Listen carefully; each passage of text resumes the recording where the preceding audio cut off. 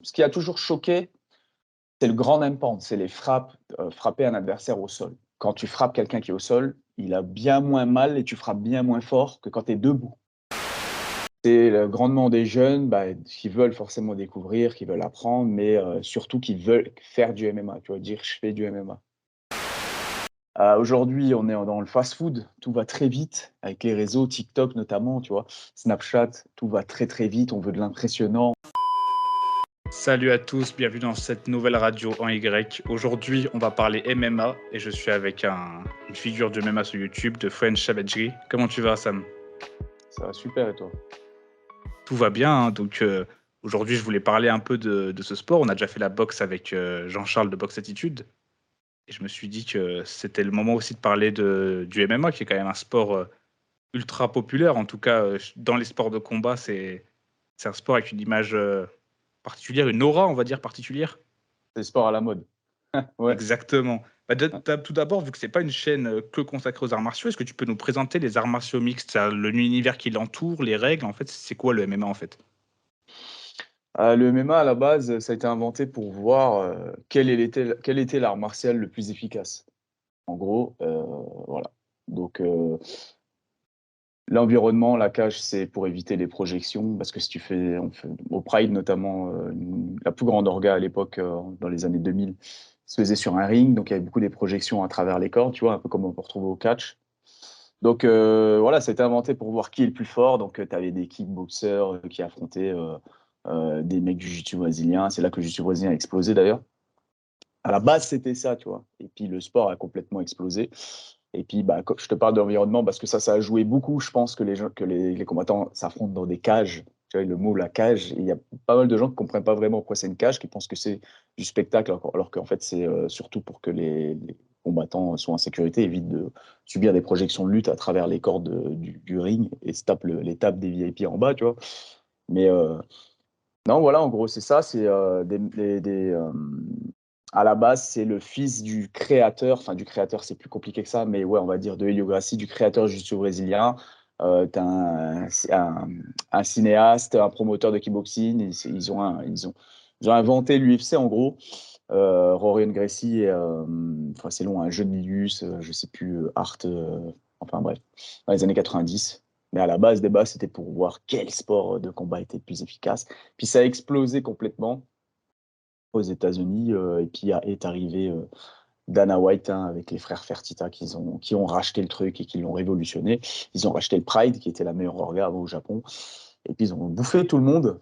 Donc voilà, c'est un sport qui va complètement avec notre époque. C'est pour ça que ça pète aujourd'hui, c'est voilà. En gros, c'est ça, hein, c'est, tous les arts martiaux, tu peux faire pratiquement tous les arts martiaux. Tu as quand même pas mal de règles. Tu peux faire du karaté, du judo, de la lutte, tout mélanger en fait et on voit, quel est le meilleur. Aujourd'hui, c'est plus le cas parce que les combattants sont ultra complets, ils sont bons partout. Donc c'est devenu vraiment le MMA un sport à part entière. Mais avant, c'était pas un sport à part entière. Avant, c'était vraiment, des gens unidimensionnels qui s'affrontaient, tu vois? Un boxeur contre un lutteur, par exemple. Aujourd'hui, maintenant, ça a tellement évolué. En fait, les mecs debout, ils voulaient plus se faire amener au sol par les lutteurs. Donc du coup, ils ont fait évoluer leur défense en lutte. Les mecs en lutte, ils en avaient marre de se prendre des KO, donc ils ont amélioré leur boxe et tout doucement, tout doucement, tout doucement, le sport est devenu un sport à part entière. Voilà, en gros. Et comment t'expliques qu'aujourd'hui, depuis quelques années, ça ait vraiment explosé? Est-ce que c'est au niveau des figures? On peut penser à Conor McGregor ou d'autres qui ont mis, la lumière, sur ce sport, plus ou moins d'une bonne manière, on va dire. Toi, pourquoi est-ce qu'à ton avis, là, dans les quelques années dernières, ça a pété comme ça? Aujourd'hui, on est dans le fast-food, tout va très vite avec les réseaux, TikTok notamment, tu vois? Snapchat, tout va très, très vite, on veut de l'impressionnant, on veut voilà, on veut plus avoir le temps de regarder 12 rounds de boxe anglaise, tu vois ce que je veux dire? Donc il y a déjà, le côté spectacle, c'est spectaculaire. À l'UFC, on laisse quand même pas mal les combats, même s'il y a du sang, on laisse quand même faire. Comme je t'ai dit, il y a l'environnement, il y a la cage, il y a aussi la promotion. L'UFC sont très, très forts pour, promouvoir, pour, la communication, pour, faire grandir des stars, en fait, au sein de l'organisation, comme tu as dit, comme Conor McGregor. Donc il y a plusieurs choses et oui, c'est Conor. en l'occurrence, qui a vraiment aidé à faire exploser le MMA. Il était plus gros que le MMA à un moment, plus gros que l'UFC. Et c'est ça, en fait, c'est les figures comme dans la boxe. Hein. À un moment, la boxe, c'était le sport sur le toit du monde. À la période du grand Mike Tyson ou à la période du grand Mohamed Ali, on parlait que de ça. Les sports sont portés par leurs stars, hein, très souvent. Les stars qui arrivent à dépasser leur sport. Usain Bolt avec le sprint, personne ne regardait les sprints, tu vois. Et les gens se sont mis à regarder les sprints. Ouah, je kiffe trop le sprint, alors que personne ne regardait les sprints. Tu vois, par exemple, en Formule 1, je trouve que la Formule 1, ça n'a jamais réussi à vraiment péter, tu vois. Parce que Lewis Hamilton, il est incroyable, mais il n'a jamais eu cette personnalité extravagante où il va donner envie, entertainer vraiment, tu vois. Bon, enfin, bref. En gros, ouais, c'est un maximum. C'est plein de choses. C'est la com qui est énorme. C'est le spectacle, le sport en lui-même qui est super spectaculaire par rapport à de la boxe anglaise et des projections, des slams, du sang. On peut soumettre, il y a des KO. Il y a des stars, voilà. Il y a aussi le fait que, je tire un peu sur la boxe, mais il y a aussi le fait que il y a un système qui est fait que, en fait, il y a 15 champions par KT à l'UFC. Je crois qu'il y a 12 ou 13 KT maintenant avec les femmes, mais il n'y a pas beaucoup de ceintures. Tu vois. Donc, pour être champion de l'UFC, c'est que normalement, tu as battu la majorité des gens les plus forts de ta KT. À part quand l'orga veut vraiment que tu gagnes cette ceinture et qu'ils font quelques petits micmacs, mais c'est pas comme en anglaise. En anglaise, tu vois, c'est pas une orga qui tient tout le truc. C'est des fédérations différentes, des promoteurs différents. Donc, des fois, les meilleurs boxeurs ne s'affrontent pas ou ne s'affrontent pas au bon moment. On pense à ce qui paraît Pacquiao Mayweather, des choses comme ça, tu vois. Donc, en MMA, ça n'existe pas. Les meilleurs s'affrontent très vite. Et sinon, bah, tu bouges, en fait. Hein. Clairement, je vais pas dire une mafia, non, parce que ce serait trop péjoratif. Mais l'UFC a vraiment la main sur ses athlètes. En gros, si tu veux faire ton trou, tu veux faire de l'argent, quand on t'appelle, il faut dire oui, il ne faut pas faire de manière. Et là, tu as des chances de devenir une star et de toucher cette ceinture. C'est comme ça que l'UFC fonctionne, en fait. Tout le monde s'affronte. Si le public veut un combat, tu vois, Spence, Crawford, à l'UFC, ça serait fait beaucoup plus vite. Ça veut dire, Dana va voir qu'on veut ce combat, qu'il y a moyen de gagner de l'argent du pay-per-view, qu'il y a quand même un minimum de cohérence sportive. Il faut toujours un minimum, mais s'il n'y en a pas, ils vont se prendre le soin en un ou deux combats de te la construire, cette logique sportive. Et voilà, en gros. Et du coup, on va dire chez les gens qui sont pas amateurs de MMA, il y a des fois cette image, tu vois, de violence sans limite. Tu vois, l'idée qu'au MMA, tout serait permis. Qu'est-ce que tu réponds, on va dire, à cette phrase, tu vois, qu'on peut entendre chez des gens qui souvent connaissent pas ce sport? Le problème, c'est que c'est visuel. En fait, c'est comme je te disais, les gens voient du sang, les gens voient des coups. En fait, surtout, ce qui a toujours choqué, c'est le grand impact, c'est les frappes, frapper un adversaire au sol. Et je pense que c'est parce qu'il fallait éduquer les gens. Aujourd'hui, les gens sont éduqués. Les gens connaissent de mieux en mieux ce sport, comprennent que quand tu frappes quelqu'un qui est au sol, il a bien moins mal et tu frappes bien moins fort que quand tu es debout. Tu vois, forcément, la force vient du sol. Tu génères bien moins de puissance quand tu es sur tes genoux en train de frapper quelqu'un. Donc c'est impressionnant, mais la personne d'en dessous n'est pas démunie. Elle a des techniques de jiu-jitsu brésilien pour essayer de soumettre son adversaire ou essayer de se relever. C'est là où voilà, mais je pense que ça se démocratise de plus en plus. Les gens, comme je te dis, sont de plus en plus éduqués. Mais ouais, on souffre. Le sport souffre de cette réputation à cause, un, du sang et deux, je pense, du grand impact. Et puis, il y a aussi l'époque du Pride dans les années 2000, hein, où les anciens ont en tête qu'il y avait les stomps, les penalties, les écrasements de tête autorisés, tu vois. Mais si tu fais le parallèle avec, si tu compares au Bark Knuckle, au Letway, à la boxe thaï, au K1, par exemple, la boxe thaï, enfin, le K1, parce que moi j'ai fait pas mal de K1 et c'est quand même un sport très violent, quand même, le K1, tu vois. Tu n'as pas le droit de saisir. Et dans un ring bien plus petit que la surface octogonale du MMA, tu n'as pas le droit d'accrocher et c'est que de l'échange. C'est que des frappes, tu vois. Il n'y a aucune saisie. Donc on se met littéralement des coups de tibia tout le combat, des crochets plein pot tout le combat. Et il n'y a pas de possibilité d'aller chercher de la lutte, d'aller se coller. Tu vois ce que je veux dire? Donc, le lateway, voilà, t'as gros coup de tête au clinch, tu as le gros coup de tête. T'as pas de gants, tu as des petites bandes, des petits bandages, enfin un petit cordelages comme ça sur les mains. Le bark knuckle, c'est pareil, c'est de l'anglaise, tu connais, hein, avec juste des bandes. Je crois qu'il doit avoir quoi, un bandage dur au bark knuckle, strap sur les mains, enfin un truc dans le genre, mais il y a des sports qui sont pour moi, et au moyen long terme, pour moi, l'anglaise est plus. euh, je dis moyen long terme parce qu'en fait, au MMA, tu peux te casser un bras dans un combat, tu vois. Donc ça peut être pire que d'avoir quelques bleus sur le visage en sortant d'un combat d'anglaise. Mais moyen long terme, en anglaise, je pense que l'anglaise, c'est plus dangereux que le MMA. Parce que tu prends essentiellement des coups à la tête, donc tu as des traumas. Très compliqué de savoir sur le long terme ce que ça va donner. Il y a eu beaucoup de morts quand même en anglaise. Bon, c'est un sport beaucoup plus vieux. Mais voilà. Mais je pense que les gens sont éduqués, donc ça se perd de plus en plus cette image de violence. Je vois. Et toi qui es impliqué dans un club, est-ce que tu as vu une différence dans le public? Qu'est-ce que vient rechercher le public qui fait du MMA? C'est un but sportif, c'est un but aussi d'autodéfense, parce qu'on entend souvent ça quand même, des gens qui viennent dans les sports de combat dans un but de confiance en soi, d'autodéfense. Est-ce que pour toi, je sais pas, tu as peut-être une évolution là-dedans? C'est quoi le rapport, on va dire, au public, toi? Bah, le numéro un, parce que là on est au début de l'année, donc j'ai plein de nouveaux licenciés, on a une centaine sur le tapis, comme tous les débuts d'année. Le numéro un, c'est que c'est grandement des jeunes qui veulent forcément découvrir, qui veulent apprendre, mais surtout qui veulent faire du MMA, tu vois, dire je fais du MMA.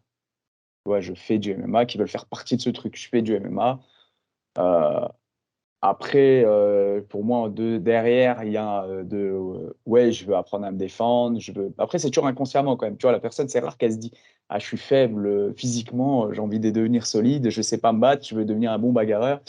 Les gens se disent rarement ça, mais ouais, après, derrière, tu as les gens qui veulent vraiment apprendre et qui ont envie parce que on se le cache, mais faire du MMA, c'est littéralement de la bagarre contrôlée, quoi. Tu vois, c'est pas de la bagarre de rue, parce que la rue, c'est la rue, et voilà, c'est la rue, on peut pas se préparer à la rue, mais littéralement, tu t'entraînes à devenir une arme, quoi, sans arme. Tu vois, un mec qui maîtrise le sol, qui maîtrise la lutte, qui maîtrise la boxe, en tête à tête dans la rue contre un lambda, je veux dire, le lambda, il a aucune chance, quoi.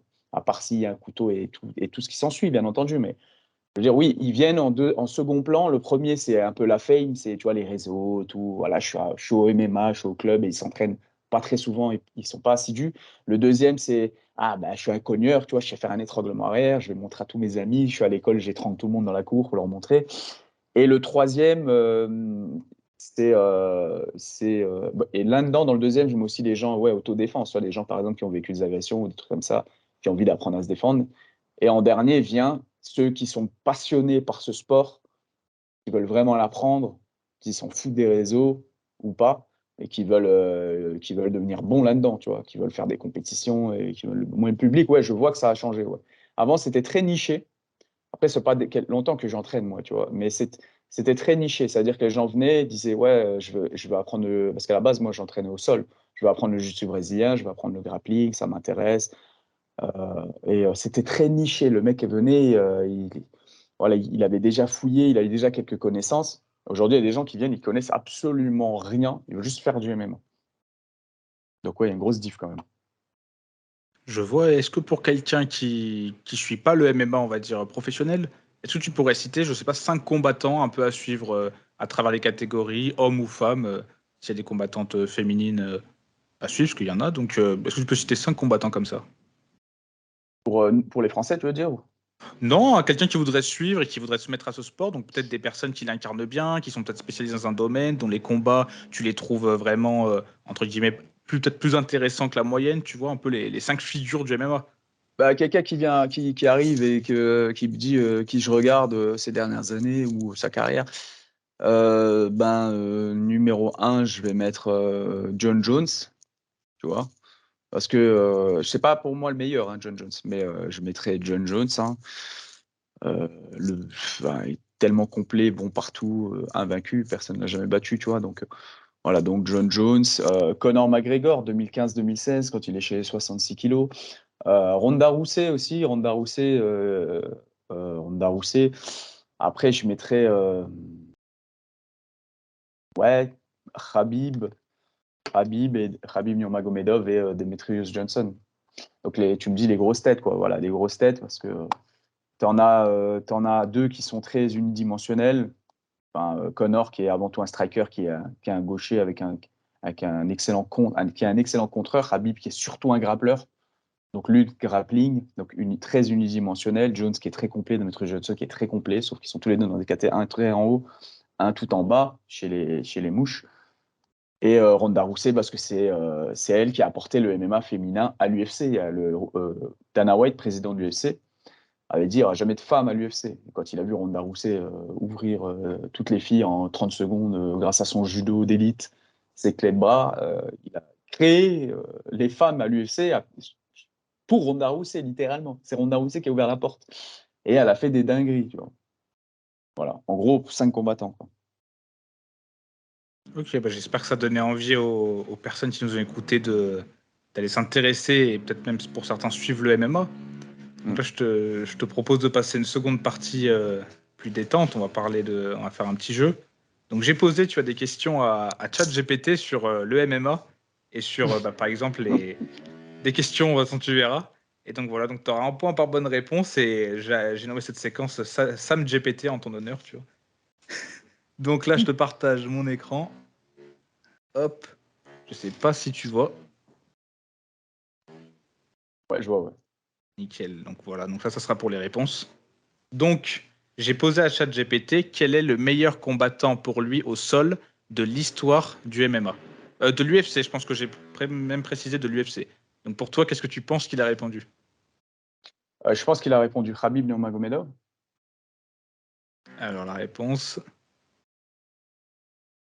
Eh ben il a pas répondu Khabib. Je sais pas si tu arrives à voir l'écran. Ouais, il a répondu Demian Maia. Qu'est-ce que tu penses de cette réponse? Ouais, je suis pas d'accord. Très fort, Demian Maia, mais il a pas imposé son jeu à tout le monde. Il n'a pas imposé son jeu à tout le monde. Il avait une assez bonne lutte, hein. Mais il n'a pas imposé son jeu à tout le monde à cause de ça, à cause que les mecs en face étaient très solides au niveau de la lutte. Donc, non, je pense que tu peux mettre Khabib devant. Je pense que statistiquement, les chiffres ne mentent pas. Tu peux mettre Charles Oliveira devant au sol. Non, je ne suis pas d'accord. Après, Demian Maia, il est dedans. Il est dans le top 5. Il est très, très fort au sol, hein. Grosse prise de dos. Mais il est très unidimensionnel parce que lui, c'est vraiment jiu-jitsu brésilien. Mais non, je ne suis pas d'accord avec ChatGPT, en l'occurrence. Ok, bah t'as bien argumenté. Donc ensuite, le meilleur combattant debout, à ton sens. Wow, ça, c'est une question très, très compliquée. Le Qu'est-ce meilleur que tu striker, du coup, c'est historiquement? Oui, parce que des fois, il y a des réponses où ils sont plus en activité, hein. Ouais, je dirais Anderson Silva. Hop. Effectivement, il est difficile de désigner un seul combattant comme le meilleur combattant debout de l'UFC. Bon, c'est GPT qui reste consensuel. Cependant, Hmm. Anderson Silva est souvent cité comme l'un des plus grands combattants debout de l'histoire. Tu peux nous en parler brièvement? Ouais, ben Anderson Silva, c'est énormément de KO. C'est un coup d'œil. En fait, c'est ça le truc, c'est que Anderson Silva, en fait, il mettait énormément de KO. Euh, un gros coup d'œil, un gros knockout power. Enfin, c'est un tueur à gage, hein. Et après, il a évolué dans une époque où ouais, sa KT était quand même bien deep, bien chargé. Il arrivait après la trentaine à l'UFC en plus. Il arrive assez tard à l'UFC. Je crois qu'il a fait un winning streak, un truc genre 13 victoires d'affilée. Enfin, je sais plus, il y avait dont la majorité des KO. Non, Anderson Silva, ouais, c'est serré avec Israel Adesanya, qui a perdu sa ceinture contre Sean Strickland d'ailleurs, là, récemment. Mais ouais, Anderson Silva, en fait, c'est les KO, en fait. Tu vois, Conor, on peut mettre Conor McGregor dedans, hein, dans un top 5, tu peux foutre Conor McGregor, parce que Conor McGregor, c'est touch of death, tu sais, sa main gauche.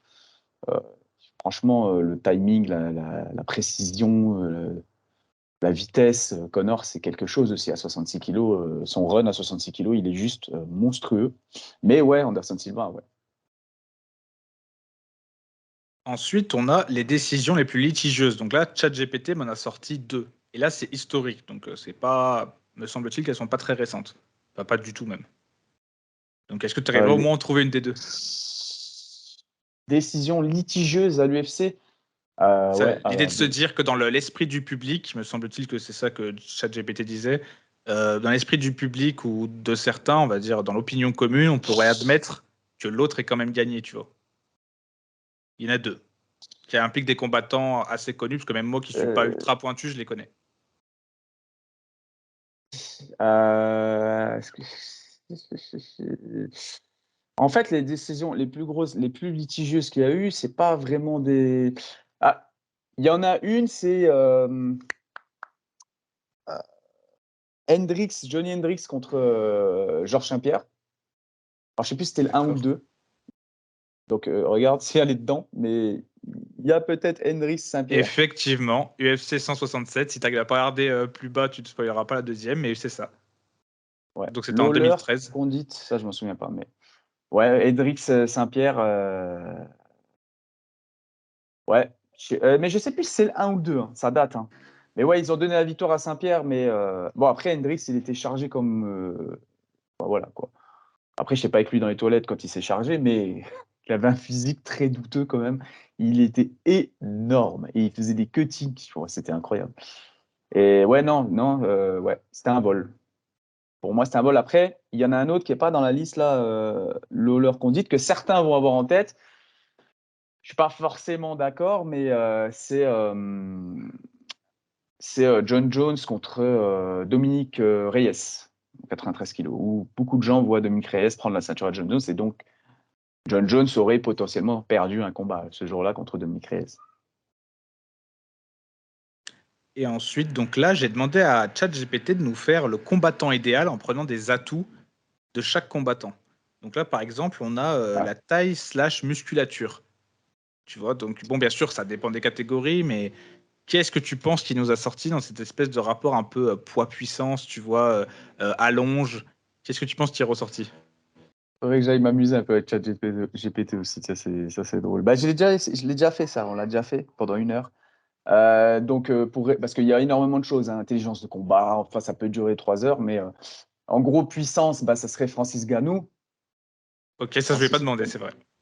Alors, puissance, ça serait Francis Parce Ngannou. que là, la Ça première, serait. c'était taille-muscle, en fait, qui m'a dit. Là, parce que je les ai séparés, Ah, la taille et les muscles. taille / musculature, tu vois, un peu de Le... physique, plus la longe, Ouais, tu vois. ouais, Ah, bah, ah oui, plus la longe. Bah, alors là, attends, parce que j'allais dire Yoel Romero, qui a un physique incroyable, mais bon, bah, je te dirais John Jones, hein, parce qu'il est athlétique et il a des bras Alors, John Jones, tentaculaires. il sera cité ailleurs, mais là, c'était Israël Adesanya.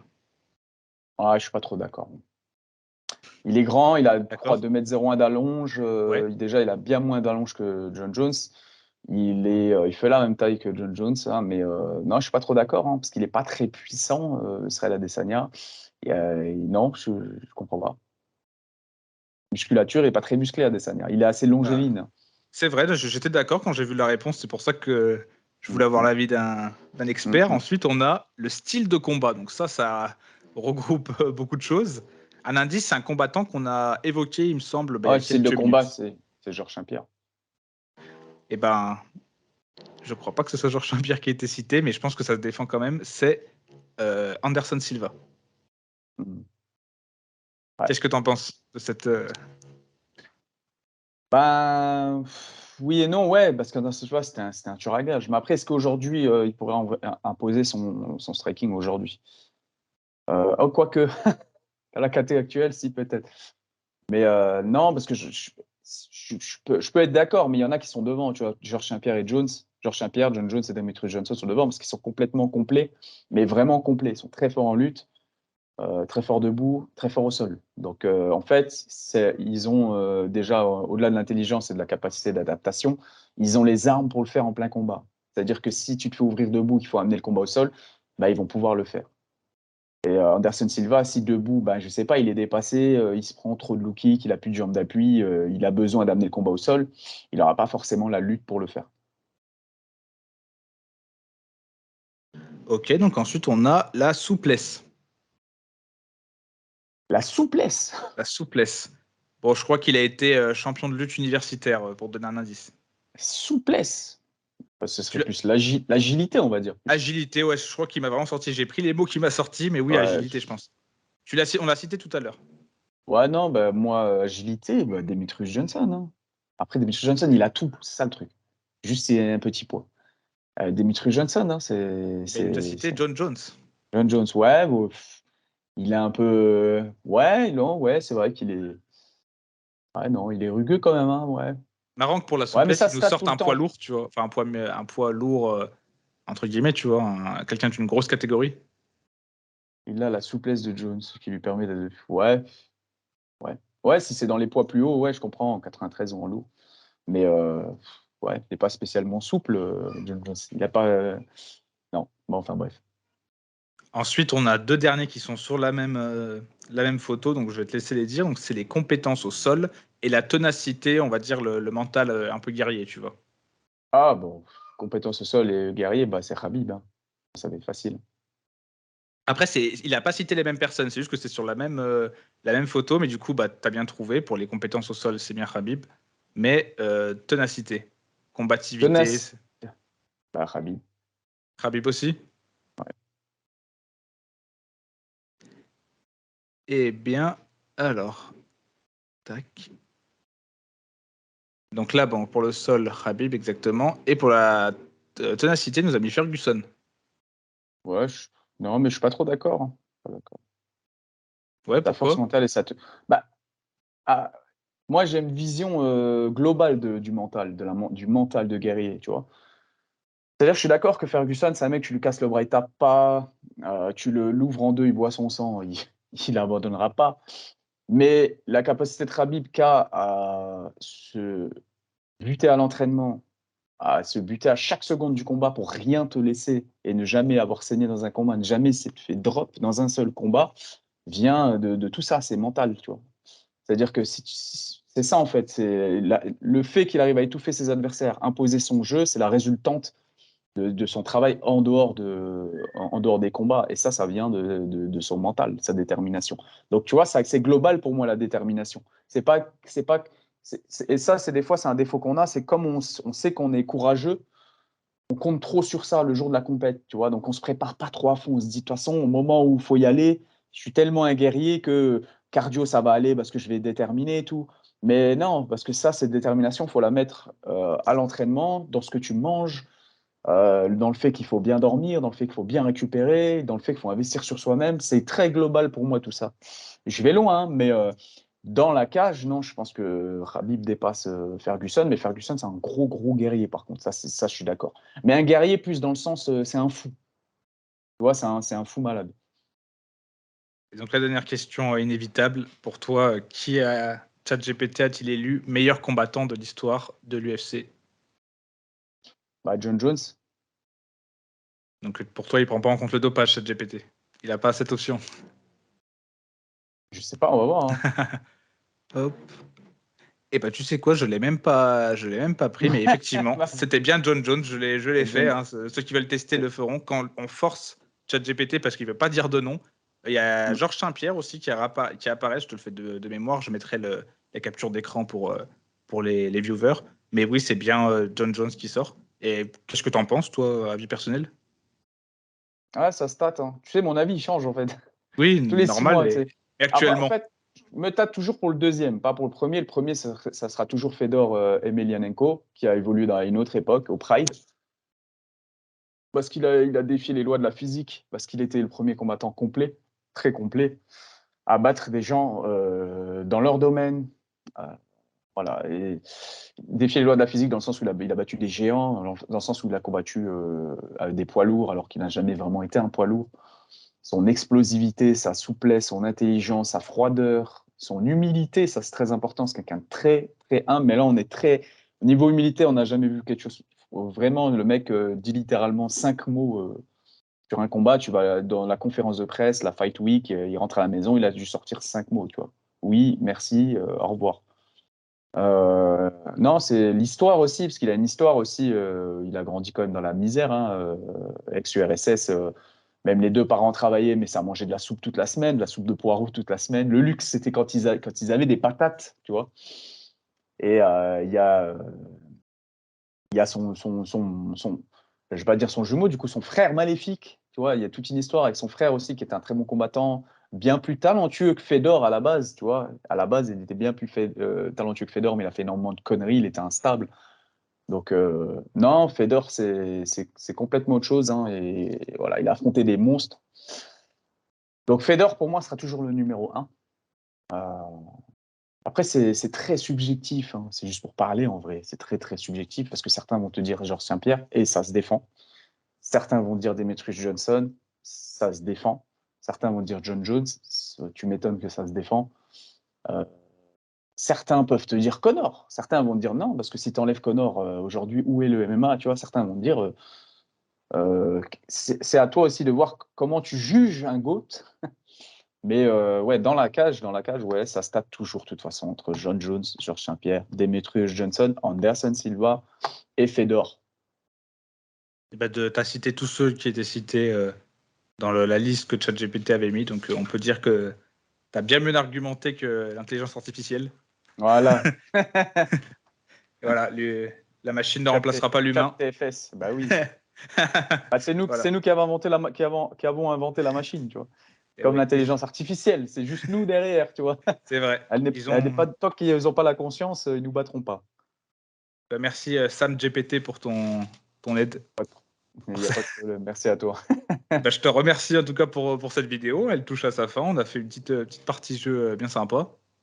C'est moi qui te remercie. Merci de m'avoir invité.